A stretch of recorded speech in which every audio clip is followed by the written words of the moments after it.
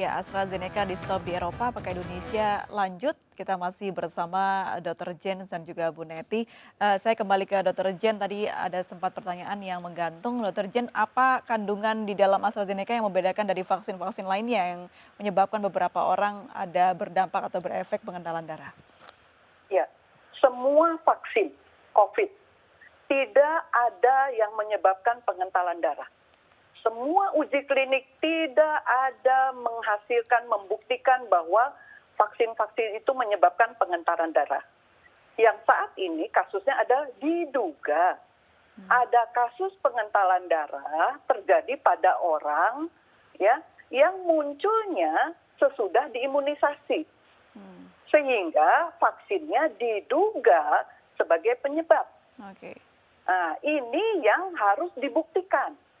Jadi semua negara harus membuat keputusan berdasarkan bukti, bukan dugaan. Masyarakat Indonesia sudah pintar. Berarti bukan menolak, tapi di hold dulu begitu ya? Ditahan dulu untuk Itu yang didistribusikan. dikatakan oleh WHO salah menghold. Kalau tidak pandemi boleh hold. Ini pandemi. Dengan hold artinya virus masuk. Tapi kalau ada dugaan Dan kita seperti itu tahu. bukannya berbahaya, Dr. Jane? Loh, vaksinnya saat ini tidak berbahaya. Oke. Yang berbahaya virusnya. Oke. Tapi Itu efek yang virus ditimbulkannya sudah itu pasti. ya, Dr. Jane? Virus sudah pasti berbahaya. Vaksin tidak pasti berbahaya. Baru dicurigai. Baik. Kalau misalnya vaksin lain contohlah Sinovac begitu, apalagi sudah divaksinasi ke masyarakat Indonesia yang kebanyakan tadi menurut data yang disampaikan oleh Dr. Jen, kebanyakan mengalami diabetes dan beberapa penyakit lain. Kurang lebihnya selama ini kita tidak menemukan ada pengentalan darah yang diakibatkan vaksin Sinovac begitu. Nah ini kan muncul di daerah lain yang sudah divaksin oleh AstraZeneca. Nah pertanyaan adalah apa kandungan yang berbeda? Adakah kandungan yang berbeda antara vaksin AstraZeneca dan juga vaksin-vaksin lain? Ya, semua kandungannya setiap Sama vaksin ya? berbeda-beda, tidak ada yang sama. Berbeda. Tidak ada yang sama, ya. Dan kejadian penggumpalan darah terjadi di semua negara. Pakai vaksin apapun, penggumpalan darah terjadi. Oke. Baik, menurut Anda apa yang menyebabkan isu mengenai AstraZeneca ini terlalu naik dan tinggi begitu, Dr. Jane?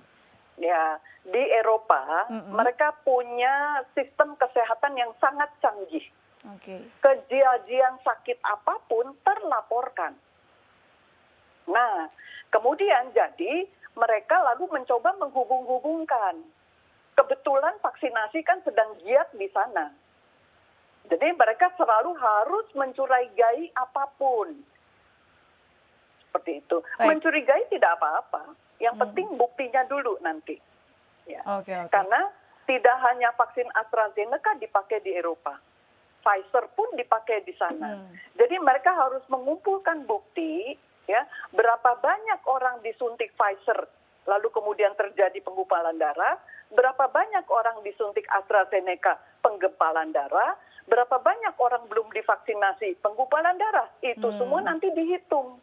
Baik, jadi keputusan banyak negara yang meng-hold atau menolak AstraZeneca ini menurut Anda belum tepat ya, termasuk juga WHO dengan menunggu itu kurang tepat karena harus didistribusikan ke masyarakat. Kita ke Bu Neti. Bu Neti, apakah juga sepaham dengan Dr. Jens?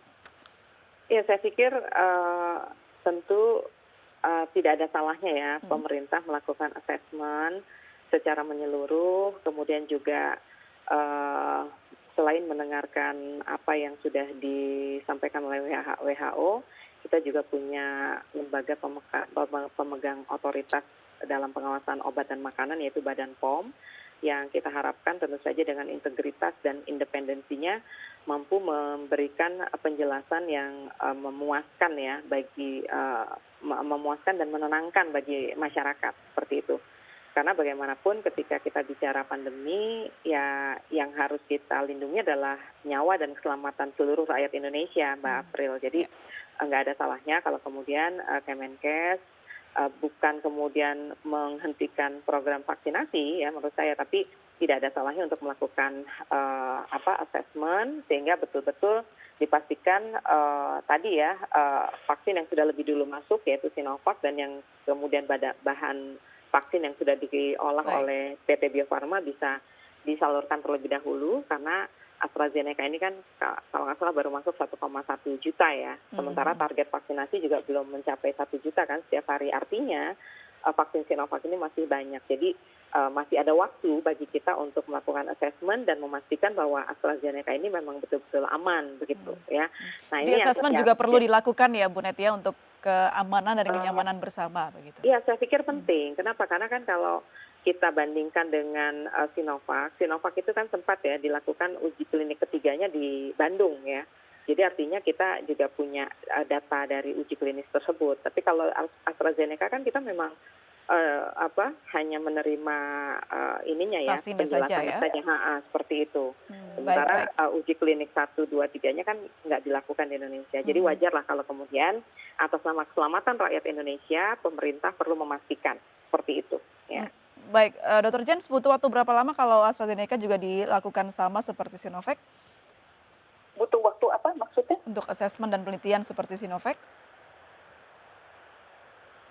Loh, AstraZeneca itu sudah diteliti lebih dahulu daripada Sinovac. Iya, sudah jadi Mbak April. Jauh lebih dulu. Maksud saya untuk memastikan aja gitu bahwa memastikan di Indonesia-nya, Dr. Jens. Memastikan bahwa ini Indonesia aman. belum gitu. pakai. Kenapa?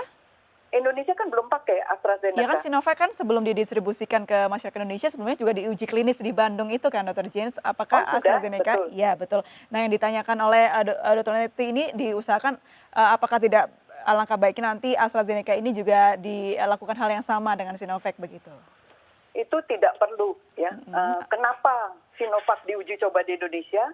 Karena Bio Farma dilanjutkan produksi downstream proses di Bio Farma. Bio Farma tidak ada rencana downstream proses AstraZeneca. Jadi tidak perlu melakukan uji klinik. Alasannya apa, dokter? Karena Bio Farma tidak ada kerjasama dengan Oxford. Bio Farma ada kerjasama dengan Sinovac. Oke, ini lebih ke industri dari vaksin itu sendiri ya, dok ya? Jadi ada vaksin yang memang ada kebijakan boleh diuji coba, ada juga yang tidak begitu ya.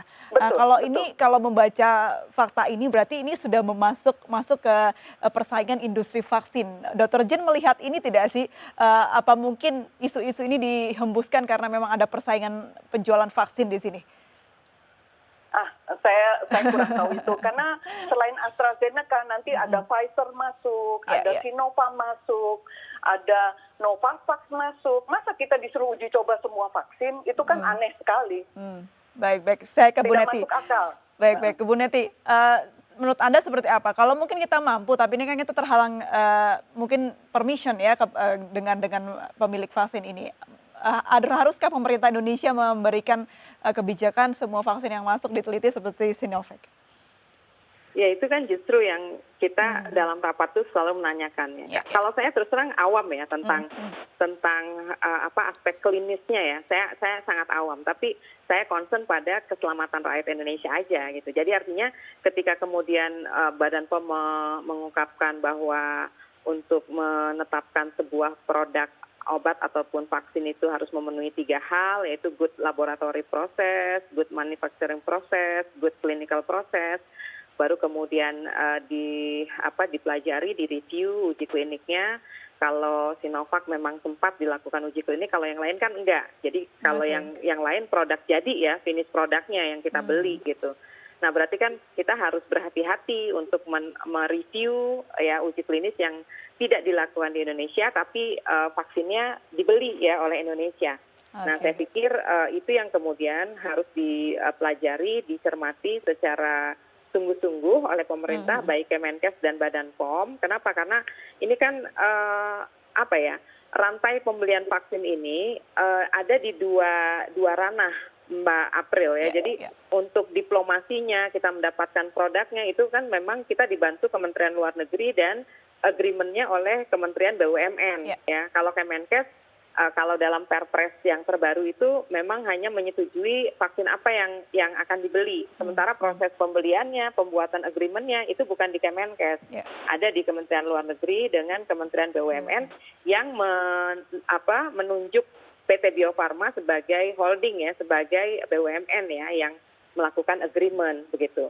Nah ini yang menurut saya tadi Kenapa dokter Jen nggak bisa jawab? Jadi yang namanya orang jual vaksin ya kan kita nggak tahu yang ini bagus. Semua orang bilang nomor 1 kan gitu. Benar. Nah tinggal bagaimana kita sebagai pembeli betul-betul teliti dan kemudian mendasarkan ketelitian itu untuk menyelamatkan nyawa rakyat yang sekarang sedang menghadapi pandemi. Baik, terakhir sedikit saja sebelum kita berakhir, Dr. Jens, ini kan ada isu juga yang mengatakan bahwa AstraZeneca kadaluarsanya selesai 21 Mei atau sekitar bulan Mei 2021. Apakah betul? Kalau ini betul, ini kan masih panjang sekali ini proses vaksinasinya, dan tadi kalau first in first out berarti kan bisa kita nggak sempat untuk mendistribusikan AstraZeneca. Silakan Dr. Jens. Bukan. Vaksin itu ya untuk COVID itu ditentukan oleh WHO masa daluarsanya itu 6 bulan sejak diproduksi. Ya, AstraZeneca itu baru datang. Ya, tidak mungkin bulan Mei itu expired. Yang expired itu Sinovac batch kedua. 1,8 juta dosis yang sudah habis. Jauh sebelum expired sudah habis. Jadi berarti ini salah. dipastikan hoax ya, Dr. Jens? Informasi bahwa AstraZeneca expired bulan Mei itu salah. Oke. Yang expired bulan Mei itu Sinovac batch kedua. Baik. Yang untuk tenaga kesehatan yang sudah habis. Dan sudah habis. Baik. Ya. Ini semoga ini menjadi informasi juga bagi masyarakat dan juga pemirsa Indonesia Bicara yang menyaksikan kita. Terima kasih banyak Bu Neti, terima kasih banyak Dr. Jens. Ya. Informasinya serta wawasan yang kita dapat luar biasa sekali. Semoga kita semua sehat selalu. Selamat malam, Dr. Neti, Dr. Jens dan juga Bu Neti. Selamat malam, Assalamualaikum warahmatullahi wabarakatuh.